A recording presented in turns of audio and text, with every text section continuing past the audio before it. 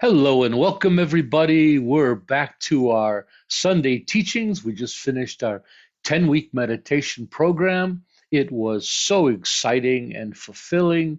And now, through the month of June, we're back to just some miscellaneous teachings on Sunday, which is great. We get to take requests and teach on subjects that we haven't had a chance to talk about. And before we get started, let's say our community prayers. Today, I feel fortunate to sit as a member of this kind community in the safety and security of like minded friends, sharing this present moment with others dedicated to the cultivation of goodness. Today, I'm grateful for the direction and support that this community provides, a community worthy of my time and commitment, a community where my efforts have meaning, purpose, and are appreciated. Today, I'm thankful for this community of awakening, a place to gain the knowledge and skills to improve my life, a family, a home, and a sanctuary for all of us seeking refuge from the storm. And let's remember, as conscientious practitioners, we must recognize our responsibility to the world, to strive to live skillfully while helping others to do the same, to strive to live in balance and harmony with nature and others, to strive to gain mastery over our minds and embody our true benevolent nature, to expand our hearts and minds, transcending our shared human limitations, to not intentionally harm sentient life or our planet, to maturely accept and embrace the reality of our situation while striving to improve it. So, welcome everybody. I'm so excited again getting back to some Sunday teachings. We've been having a requests for a practice. It's our mindful diet practice. We've been having requests to teach on this for quite a while. We've had the practice for a while, and we finally have a chance to get to it. And we're teaching it for that reason, but also because your teacher needs some help in this as well. And we're gonna work on this practice today, and then we're all going to practice it this week. And so, with your encouragement, we're all going to be successful. So, I really need to get to this because I can barely fit into my swimsuit. So, I'm going to really need to shed a few pounds the next couple weeks. Nevertheless, this is our mindful diet practice. And actually, this practice isn't just about losing weight, this is just about developing proper dietary habits. So, whether you want to lose weight, gain weight, or just improve your all around diet, that's what this program is aimed at. So it's aimed at cultivating and maintaining healthy and balanced dietary habits. This practice is actually part of our Skillful Living Teaching Series and our Skillful Living Lifestyle, which is comprised of 10 tenets of a wholesome spiritual life. Oh, let me put that on the screen. I think I have that here somewhere. Let me see if I can find it. There it is. Okay. Sorry, I am not prepared. Oh, where am I? Where am I? Oh, let me do it something else. Let's spotlight my. Sorry, folks, we're a little out of practice. I'm going to spotlight myself for everybody because I'm not big enough on that little screen. And let me put this up for everybody to see if I can find it. Where did it go? My apologies, everybody. Oh, I have it here somewhere.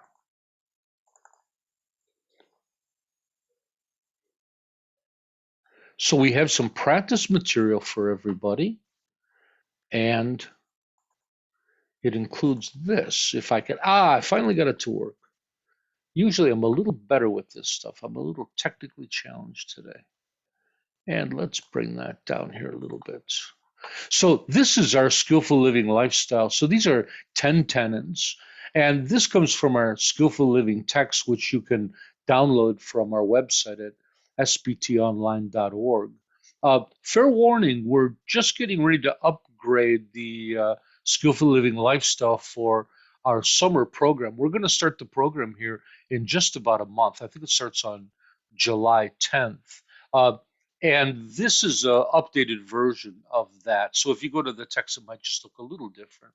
Nevertheless, these are 10 aspects of life that come together into creating a holistic spiritual lifestyle, a way of living a balanced and fruitful life.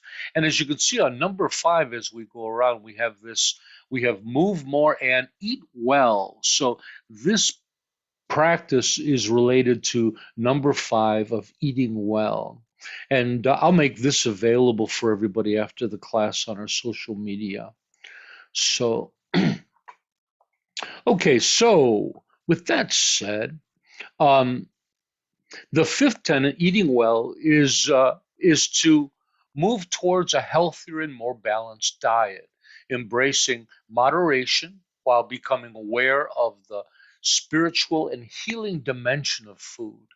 I recommend moving towards a more plant-based, whole food diet focused on consuming living foods. What we mean by living foods is fresh, colorful, and vibrant fruits and vegetables, foods that are full of life. Um, we recommend a plant-based diet based on two things. One, the compassion aspect of it, that the more we can move to a plant-based diet, the less sentient life suffers. So, and then secondly, just the research seems to be moving towards that. We're showing that more and more plant-based choices seem to be better for the human organism in general. And I have some information I'm also going to supply for everybody in regards to that. Our mindful diet practice is comprised of aspirations and mantras that serve as instructions and support for the practice itself. They're recited in the morning and when needed. So this practice doesn't get into what you should eat or when you should, all the particulars. This is more about working with our habits and our will, right? So whatever diet you choose, because there's so many different ones, everybody has an opinion. There's an expert out. I'm in no way am I qualified to give dietary recommendations to people. But as a Buddhist, I am qualified to help people with modifying their habits and becoming a little bit more in control of these habits. So, with that said, the practice is pretty straightforward and easy. So, I think I'd like to just start with the aspirations and practices. So I'll put that on screen here for us. So there's a diet aspiration that you recite in the morning. And again, the idea here is that we're going to learn this practice today. And for whoever would like to join us, the Sangha is going to be practicing this throughout the week. And hopefully, if you like it, we can just continue to practice it. There's also a chance we'll offer this again in the Skillful Living series. But this is the first time we're offering it. So you guys are all my lab rats for this week. So I really am interested in your thoughts on this. And all of our practices we develop as a Sangha. So, I jot some stuff down, like here we have some ideas, but I want to hear from everybody. How can we improve it? What can we do to make it better? So this week, dig into this, give it a try, see if it works. Let me know if it doesn't work for anybody, and let's see if we can get together a practice that really benefits all of us. Okay, with that said, so I've been reciting this every morning for a while. I think this is a really pretty prayer. Again, I just recite it once in the morning. So we'll go through it line by line here. For myself, mindful eating is a main spiritual practice with a long, healthy, and quality life as my aim. I undertake this practice because I respect and appreciate myself. I understand this practice because I recognize the wonder of my being.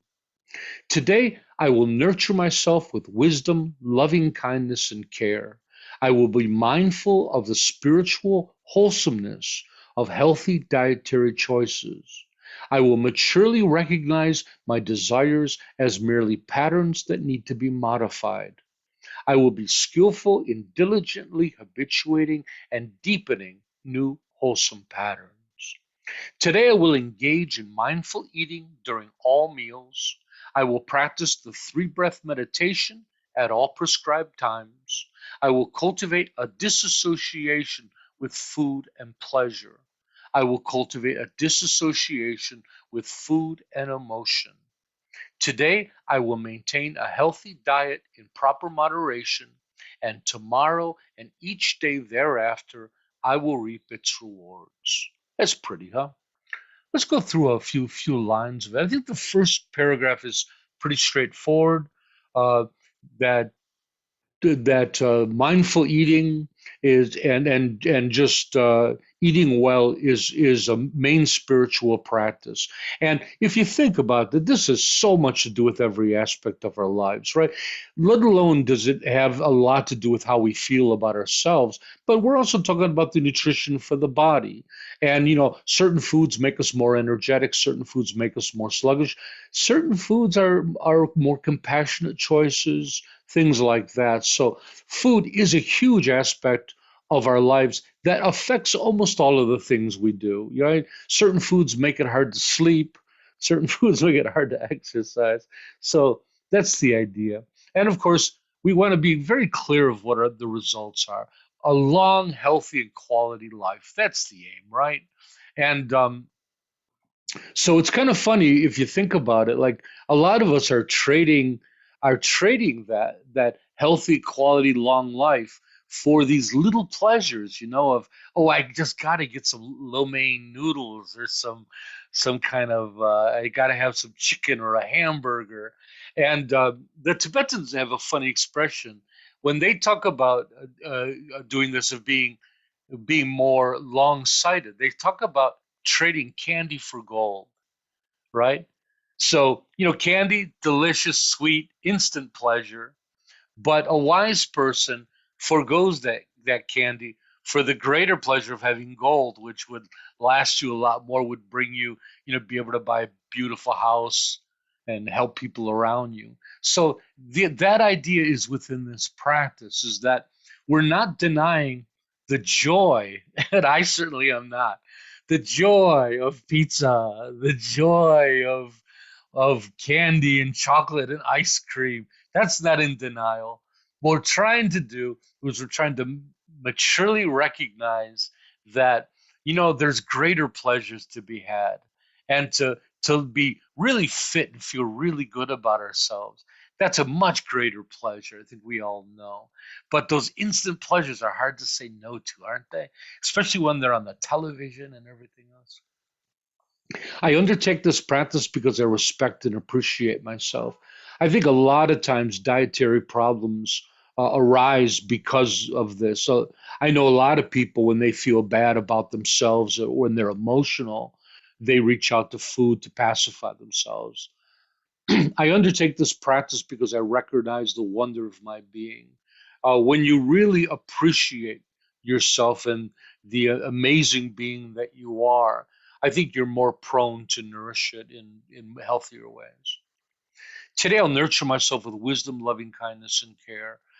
It's so important to really care for ourselves and have that and have that loving kindness attitude towards ourselves. I will be mindful of the spiritual wholesomeness of healthy dietary choices.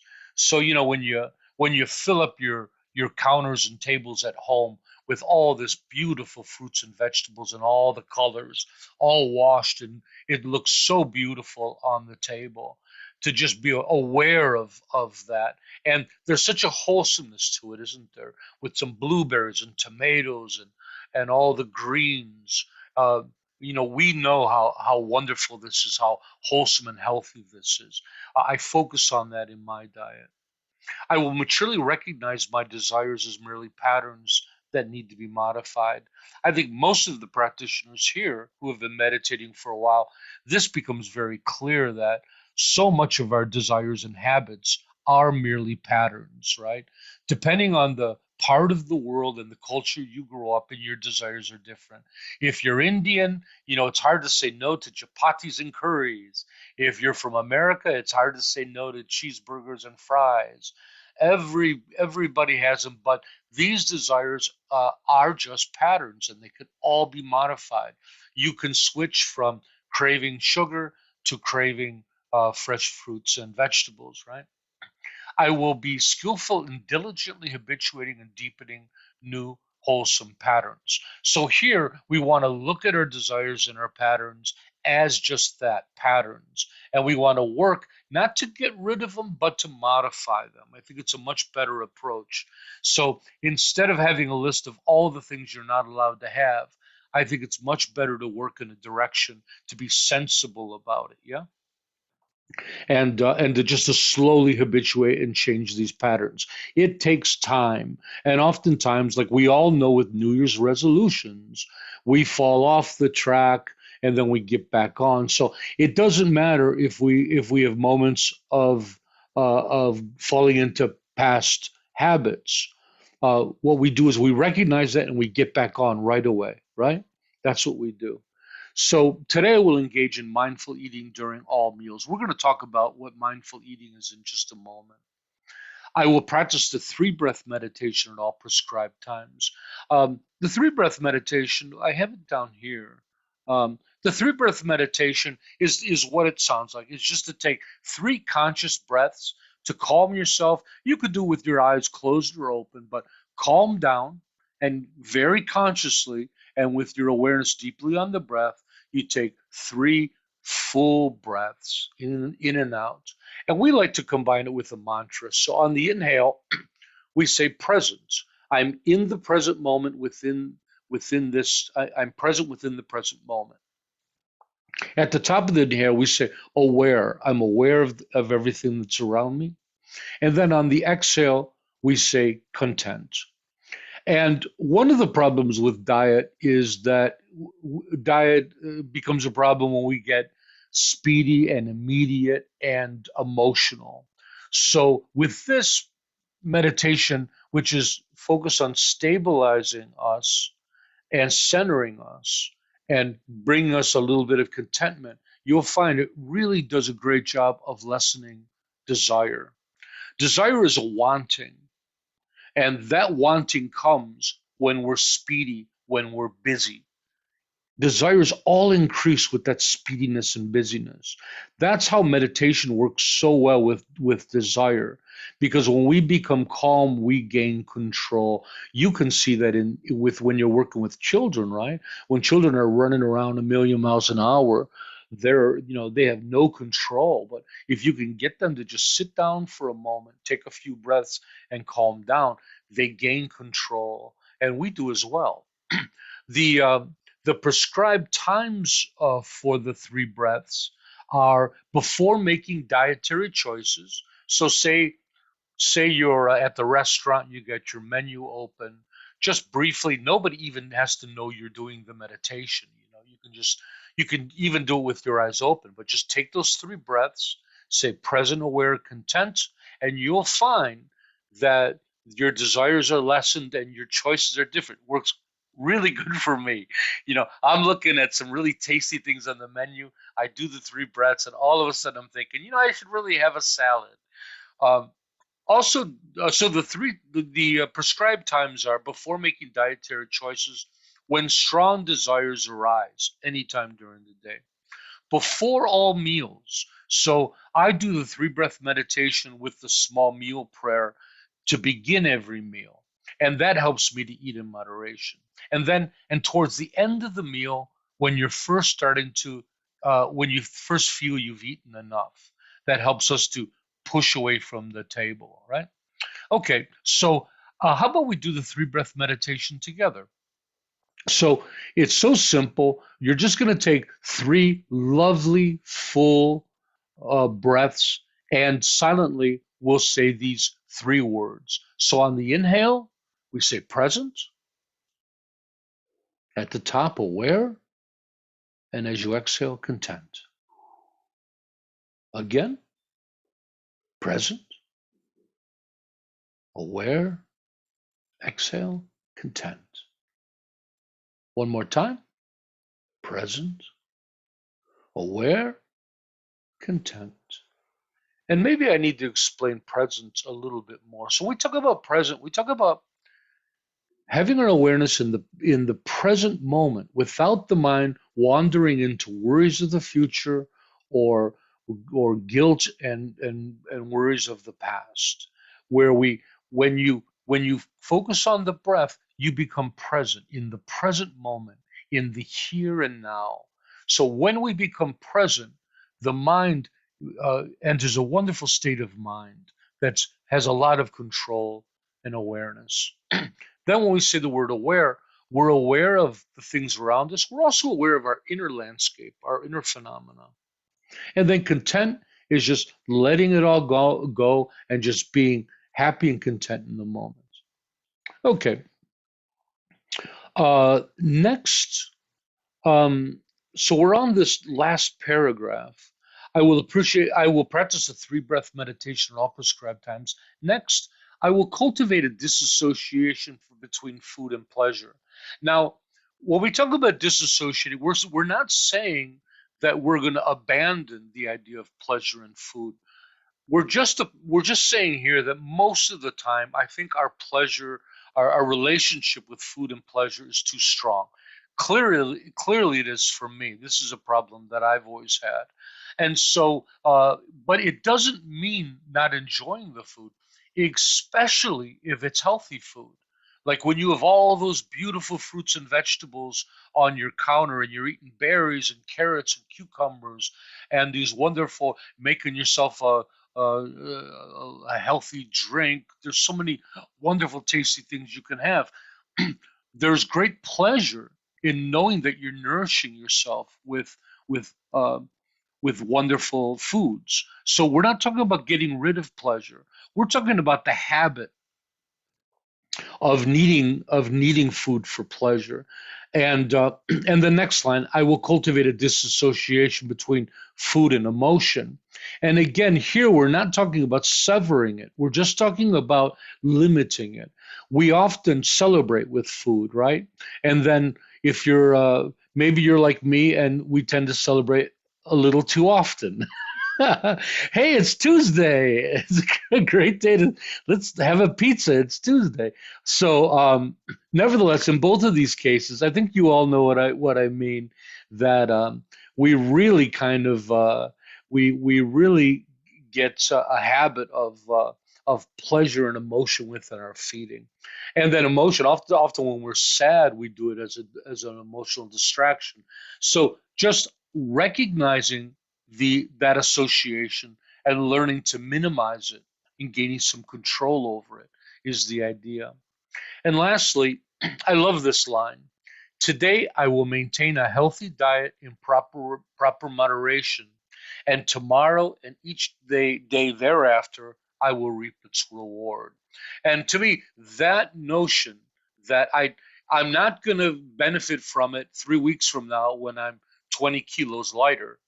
Tomorrow I'll feel better, right? Tomorrow I'll feel a little lighter, and each day thereafter better and better and better. That's very powerful for me. Then we have a couple short practices. So this one is especially powerful for me. The short diet aspiration, and I'm going to post cards for this, so you can put these on your phone, little memes, and you have these available to you. They're easy to memorize. This short dietary aspiration I recite before making dietary choices.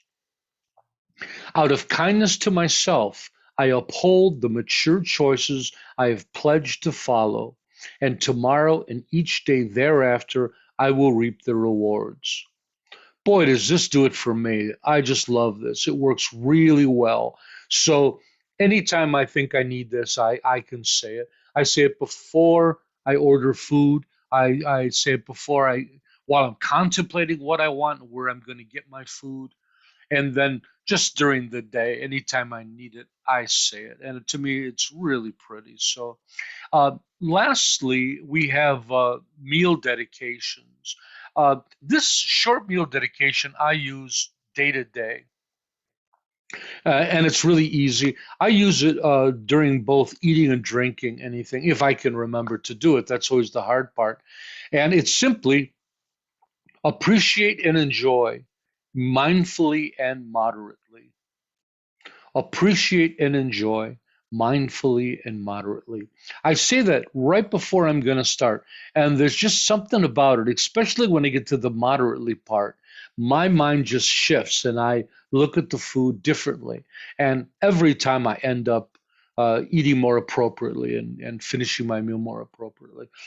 For drinks, I usually use it as I usually use the acronym AEMM. So, when you pick up a glass of water or a cup of coffee, you don't need to say the regular pledge. I just say AEMM, appreciate and enjoy mindfully and moderately. And then we have a formal meal prayer. And this one I use more in gatherings with people, but you can use this anytime you want to. And it's quite lovely. It's in our study guide as well, which is on our website, sbtonline.org. While enjoying this meal, let us eat mindfully, being present and aware. Let us eat in moderation and balance to nourish and fuel our hearts, minds, and bodies. Let us eat joyfully, appreciating the company of our friends, families, and community. Let us eat so we can be productive on our path and in our commitment to benefiting others. So I use this one as a song of prayer, as something more formal. I do the short one for day to day. Okay, with that said, I'd like to talk about two last things. Today's class will be short. I'd like to explain a little bit about mindfulness for some of you who might not know and describe a little bit about mindful eating, and then we'll take some questions. So, for those of you who aren't familiar with the practice and the function of mindfulness, the practice of mindfulness is a method of mental cultivation with the purpose of developing and gaining control over the mind and its process. Mindfulness is something that we utilize in each and every moment, though we're rarely aware of it. You've been utilizing it and developing it your entire life, from the first day at school, from your first piano lesson, or the first day you kicked a football. You've been actively honing your skills of focused attention and concentration, which mindfulness is, focused attention. The common aim of mindfulness is to become more consciously engaged in the activities and experiences that make up our lives, to become more skillful within our daily interactions, activities, and environment. But most importantly, it's to gain control over the minds and the thinking process. The ultimate aim of mindfulness is to awaken from habitual mundane existence, ignorance, and superficiality, and to awaken to clarity, understanding, contentment, and joy. So, mindfulness is the opposite of absent-mindedness and also mind wandering. So, when we talk about absent-mindedness, we're talking about running on autopilot. So most of us live a great deal of our lives on autopilot, right? We wake up, we do our make coffee, we get dressed, we jump in the car, we get to work. Most of it's all done on autopilot with very little thought process behind it. Mindfulness is a practice of learning to be more consciously engaged in life, to spend more of your day off of autopilot, experiencing life fully, right? And this is the case, especially in food, right? I think for so many people, when that food arrives and it's put in front of us, we go completely absent-minded, right? We go completely on autopilot, not a thought. We're just one with that food and eating it and devouring it and don't have another thought until it's finished. Um, The Dalai Lama always made a joke in teachings. He said, "I always notice that the fat monks always forget to say their prayers," and it's true that people that have problems managing their diet and weight, um, they're just mesmerized by the food. As soon as it's just set down there, there's no thoughts. I have this problem. Just remembering to say my prayers before I eat is often challenging for me. And so, we're distracted. There's great pleasure there. It's a great distraction to our problems in life. So it's a very fascinating thing to to uh, to look at and to understand. And so, to work with this, we have a practice called mindful eating, and its purpose is to do just that, to help us become more conscious and aware within the process. So, the practice of mindful eating is recommended to everyone, but in particular, those who have difficulties maintaining balance, moderation, and making wise choices pertaining to their daily diet. So, even people that might not have a weight problem might have a diet problem, right? Depending on what types of foods you're eating. Some people have absolutely no control over them. Mindful eating is usually done in silence in the traditional sense, which means no TV, surfing the net, music, reading, or conversation. That's how they practice mindful reading, like in monasteries and things like that. Um, you begin with the three breath meditation and meal prayer to calm your mind. Next, you begin by examining your food, smelling it, taking in its aroma. You take a moment to generate appreciation for it and the care and love in its preparation, the difficulties in its cultivation, and its magical ability to nourish and prolong sentient life. Put a small spoonful of food in your mouth, and then you set your spoon down. You chew slowly and completely before swallowing, and then repeat. So it's very, very simple, very straightforward. When the mind begins to wander, gently bring your attention back to the activity.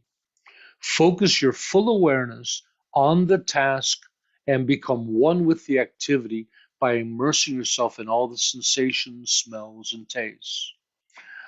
If you wish, you can use noting, in this case, silently noting the activity eating. And noting means occasionally saying the word eating to yourself silently as you eat, to keep bringing yourself back to the practice. So, in a sense, what we're doing, we're trying to be more we're trying to be more mentally engaged in the process of eating.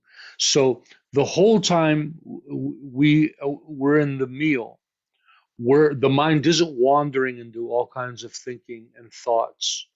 We're continually keeping our mind on the activity itself. And again, you do that by being aware of all the sensations of the activity. The sensation of your mouth chewing, the uh, the smell of the food, the taste of the food. Okay. So, does anyone have any questions? Did I explain that okay to everybody? Any questions about mindful eating or mindfulness? So we just finished our 10-week meditation program, and this was a part of that program. So I think a lot of us already know what that is. We all have a pretty good idea of mindfulness. So does this sound like a practice that you're able to do? What are you guys thinking? Does it sound like something we want to engage in this week? Lisa's not in her head.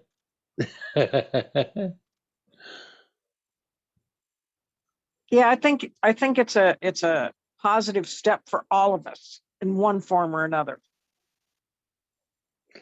Yeah, being more engaged in what we do. There's no downside to that, right? No. Making better choices. There's no downside to that.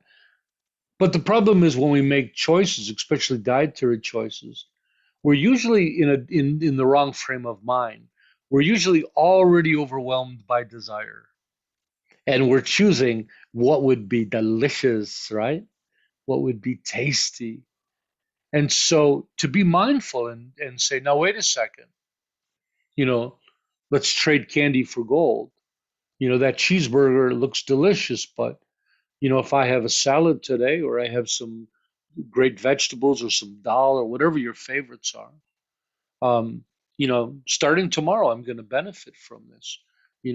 I deserve to feed myself with nutritious food. Lisa?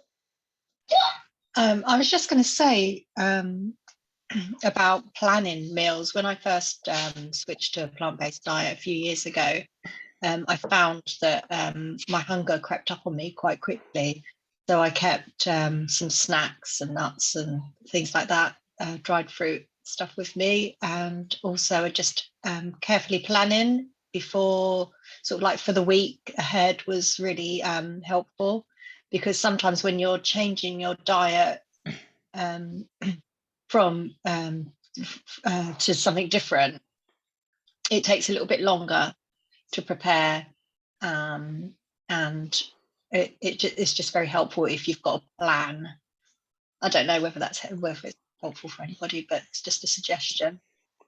It helped That me. is very helpful. And that's the secret is preparation, filling your refrigerator with all kinds of stuff.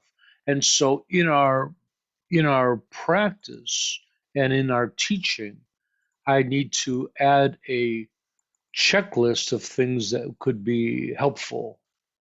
So thank you for bringing that to our attention.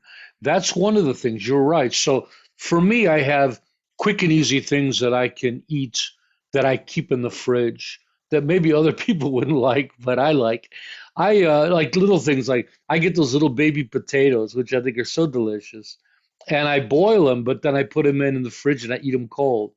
And to me, they're really yummy. But something like, and I do the same thing with carrots. I slice carrots, I steam them, and then I think they're really delicious, just cold. I don't put salt on them or anything, but nevertheless, the fridge is packed with stuff like that for me. So when I get hungry, the other one is I like cold Brussels sprouts. Isn't that weird? Yeah, I steam them and then I chill them, and to me they're just delicious. I eat them like popcorn. So I have those in the fridge. I have fruits and all kinds of yummy fruits and vegetables. Um, Bean paste is an easy one. Today I didn't want the program to get into what to eat because so many people have different diets. I really wanted to focus more on the mental aspect of this, of working with desires. But I think it's okay to talk about a little bit of it. And maybe some people here can give us some tips as well. Michael, do you got a comment? Yeah, for those that haven't met me yet, my name is Mike, and um, new to this group, but enjoying it, and thank you for the teaching. I am an active member in Recovery Dharma, and relatively still new in my sobriety. I've noticed that I do tend to replace my past addictions with bad food, so I think doing that this week will be a challenge for me. But yeah, something to work on. Oh, thank you for sharing, Mike, and welcome. Of course, it's so nice to have you part of the group. I was thinking about things like that when I was reviewing the program, and I was thinking, the program isn't just about diet; it can be subtly changed for so many things, including addiction. That a lot of the things in there, it's just related to desire of any. This is specifically for dietary things, but the thoughts here are about desire, and they can be applied to just about anything. Gary? Yeah, it's almost replacing one thing with another. Yeah, that's a problem, I isn't it? don't- Yes. For monks, we there's so many things that we give up that food is like the only thing left we're allowed to do that's fun. So monks, when we get a holiday, we go to the big city and we just eat all day long. It's the only pleasure that's left. And so, yeah, those are issues, aren't they? Gary? Yeah, I was going to say we actually are planning a holiday this coming week, so we'll be out of town on holiday, and this is going to be extremely beneficial. I Food is a weakness for me anyway, and especially when we're out of town and out of the norm, it's so easy to fall into the out to eat stuff. So I think this is going to be very beneficial this week. Oh, great to hear.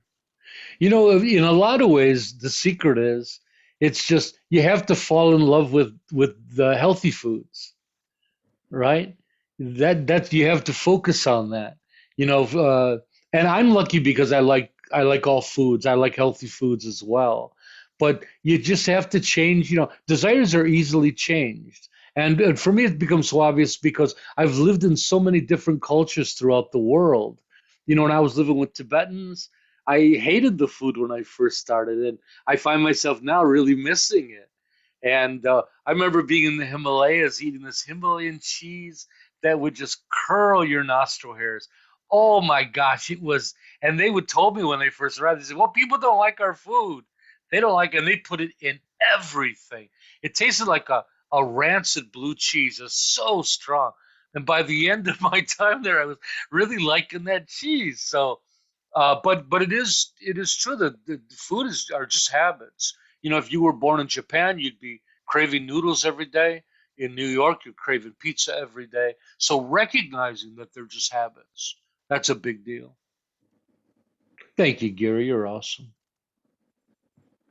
And then I had a friend that said, "Hey, Tarpa, maybe you shouldn't teach this class." And I said, "Why?" And he looks me up and down, right? With with meaning, well, you know, you're really fat. You know, I said, "Yeah." And I said, "Well, it doesn't mean the practice doesn't work. It just means that, you know, that I have maybe fat people know more about this stuff than skinny people because we have to deal with it every moment of our lives." But my real hope was to get a bunch of you to do the practice with you, and maybe together we can all improve ourselves. I could use your help, and maybe by the end of the summer, we're all going to be gorgeous, and we can, you know, not let unattractive people into the sangha.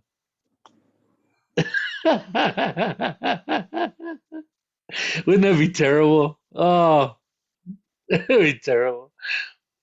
I'm sorry, you don't qualify. Oh, we got more comments. Mike, thanks for sharing. Don't be too hard on yourself. Oh, I'm not, Mike. I'm just teasing. I'm just being silly. I accept my karma. Everybody has issues, you know. I had a friend, we were talking about it, and he said, you know, even great masters that they've met. My one friend knew this amazing Zen master, and with so much control over every aspect of his life, could just could meditate on the head of a pin for 20 hours, and but you know what? He couldn't quit smoking cigarettes. And he was so surprised by it. And he would say, you know, I've mastered every aspect of my life down to the smallest detail. As a lot of you know, the Zen are quite disciplined practitioners, where I like the Tibetans, they're a bit looser. But no matter what he did, he couldn't quit smoking. So a lot of times for all of us, there's just things that we struggle with. And this is mine, but maybe I could have had something worse, like being a mean person. I mean, there's some other horrible qualities being a horrible person would be. I'd rather be fat. Yeah. That was profound, wasn't it? In an odd kind of weird way. Yeah. Well, I'll What do you keep you think? posted. I bought a grain mill, so I'm going to Oh, start grinding wheat when I make bread. So it's supposed to be so much better for you. So that's one of the things I'm going to try and do. that sounds really yummy. I did Yeah. not know you could do that. I do make my own bread, but I've never ground my own Yeah, wheat it's stock. well, if you I didn't buy a regular flour mill. Vitamix makes a grain mill that you can use. And I bought that because it's a whole lot cheaper, but I can ground 5 pounds of flour in under 5 minutes. But Oh, thank you. it's great. But I'm gonna try it. I joined a group of there's a lot of preppers in Texas. And so Grainers. they're the real back to earth whole foods kind of program. And so I'm going to see if I can make bread, because I make bread all the time, but this is Thank you, going to be Mary. something new. Thank you, Mary. Does anybody have any, now that Lisa mentioned that, some pointers, does anybody have any advice for anybody? And maybe I can write a couple of them down and we can add it to the program. So one of them was, of course, to be prepared. And that's a great one. You really got to, and of course, I recommend a plant-based diet because the compassionate aspect of it, as being a Buddhist, and nowadays it's environmental and everything else, but we don't insist upon it. Whatever, in this sangha, we don't tell people what to do, what to believe. That's up to the individual. We just offer information here. I do believe moving towards a plant-based diet is more compassionate and therefore more of a spiritual diet. So I recommend that. But for a lot of you, I understand that you won't be. So not getting into what to actually eat, but how about other tips for this? Anybody else have one? Preparing's a great one. How about reminding people to be kind to themselves when they don't meet their goals? Lovely. Yeah, that's a great one. And of course, that's a little bit in the prayers, right?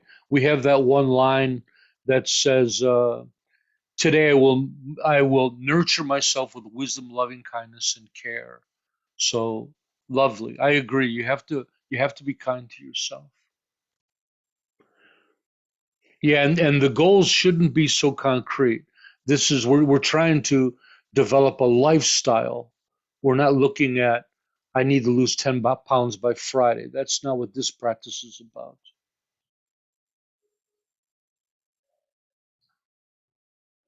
But I'll try to come up with a list of things like that I can recommend. And of course, exercise is a whole different thing. That's on our list also. Okay, so with that said, that's something we can do for the future. With that said, I would like to. Does everybody understand the mindfulness eating practice? So traditionally, you do it in silence, no television. I mean, you're one with the food. You're present. You're not. Usually, we eat. I think we all know we're all in a state of distraction, right? My dad always had the newspaper, and he wasn't paying attention to the food. He was reading the newspaper and just shoveling all this in his face. The idea is that when you're engaged with the food itself, you feel the sensations of the body. You understand when you're full. They also have a lot of research that points out that when you're engaged with the food and you eat slowly, you feel full faster. It's more satisfying. So that's the idea here. But it's to get off of autopilot. And if you do really love food, and that's the problem, then practicing mindfulness and being engaged in the food, you should derive more pleasure from it. And again, we want to disassociate ourselves from, like, when we talk about the pleasure, we're talking about like the desire aspect of the pleasure, but the healthy aspect of the pleasure, taking pleasure in that this is beautiful, wholesome food. That's a pleasure that we can enjoy. So be one with the food. Prepare a beautiful looking, healthy meal, and just be one with that meal. Enjoy it, eat it. Thoroughly experience it. That's the idea of mindfulness eating. But with that said, you don't have to do it just like that. That's the traditional. If there's people around you want to talk, you can do that. You can still be mindful. It's not one or the other. It's a spectrum, right?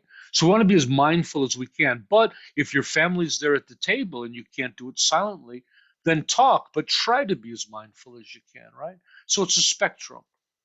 If there's something on YouTube that you have to watch because of it's important or news, do it, but try to be mindful. Yeah, pretty cool. Okay. Lastly, I'd like to turn you guys on to a gentleman that I really like. So I don't tell anybody what to do. I'm just giving the information there. Please research it and see what you like. So I believe no matter what you do, you need to find a guy or a gal. You need to find your guy. For Buddhism, to me, it's the Dalai Lama. He's my guy. That's the source. That's the source of proper information. And I find that no matter what you do, if you find that person, that's your person who does great research and they really know what they're doing, and you follow that person. That's so much. That's so much of it, right? That's so much to success. And for nutrition, I've found my guy, and my guy is somebody called Dr. Michael Greger, and I jokingly refer to him as the Dalai Lama of nutrition. And the reason I do, well, first of all, I like him because he's totally research based. He is a stickler for research. Like, so in his books, in his website, no matter what's talked about, he pulls up the research and looks. The research has to be perfect for him to consider it. Now, what makes him the Dalai Lama of nutrition is that him and his students comb through mountains and mountains of dietary research, and they put it together for us to use. They charge nothing for anything they do. All the books, all the money that Dr. Greger makes from teaching, it's all given to charity. They take no money from any companies or corporations at all. It really is incredibly ethical organization. And his group is called nutritionfacts.org. And he makes it so easy. He came out with a really funny book that had a great title. And the book was about curbing curbing all kinds of disease, not just heart disease, but diabetes, curbing all diseases through diet. And he called the book How Not to Die. So kind of a weird title, but it was supposed to be tongue-in-cheek and funny. And it was very successful. And he came out with the second book, How Not to Diet. And I like it. It's a plant-based diet plan. But it's just a great source for research, whether you follow his plan or not. It's a viable source of legitimate research that you can follow. He also has an application for your phones that's called the Dr. Greger's Daily Dozen. It's a nutrition app, and it tells you some things, not what not to eat, but it tells you what you have to eat. So by the time you get done eating these daily dozen things every day, there's no room for like cheeseburgers and things. Nevertheless, I'm going to put a link to that on our media after the class so you can check it out. Again, I don't tell anybody what to believe or what to think. I'm just putting it out there because I enjoy it, and maybe you'll enjoy it also. So with that said, let's talk a little bit about what we're doing this week. So you have the information. I'm going to post all of the pictures and links again on social media when we get off. And then so starting tomorrow, I'm going full in on this. I'm practicing it at every meal. I'd love everybody to join in and help me this week to turn this into a great practice. Any ideas you have about how this practice can improve, anything that we can add, please flood me with all your ideas of how we can help people with this program. And so each day you can post on our WhatsApp group your experiences, your ideas. If you want to post pictures of your healthy food ideas, that's wonderful. Do it in the Sangha chat as part of our website, and just let's engage and all benefit each other. And you could put recipes and anything else you want. So we'll be doing that this week. In addition to that, we're continuing our daily meditations at 1600 UTC time. So those are every day. Every day there's a different meditation on different topics. So please join us. They're a lot of fun. It's a short 20-minute meditation that we do together.